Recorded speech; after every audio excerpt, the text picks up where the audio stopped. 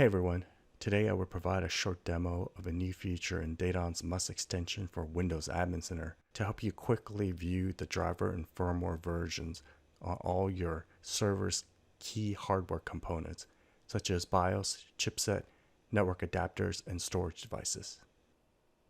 With this update, we now have a new inventory page where you will be able to scan the firmware and drivers installed on your cluster nodes, verify these versions are identical across the nodes, and also compare the installed version with DataON's latest validated version. Let's jump into the new inventory page.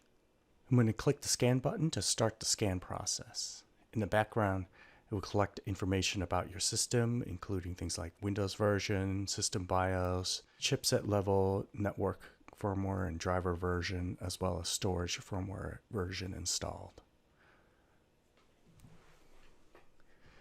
Now the scan has completed. You can see that on my system I have Windows 2019 with the OS build listed and the number of updates installed.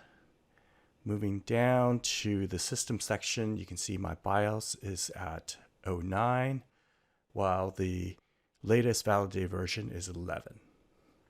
Moving down to the adapter, you can see that one of them is highlighted in red because it's different than the other node. So we just want to make sure that you can see that there's some differences between the two. And then moving further down into the storage section, you can see that I have the firmware version of my storage devices identical and also up to date.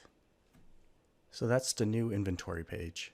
You can get the latest extension using the gear icon on the top, then go into the extension page. Windows Admin Center will let you know there's an update available. Just select DataON Must and click Update and you're ready to scan your system. Thanks and have a great day.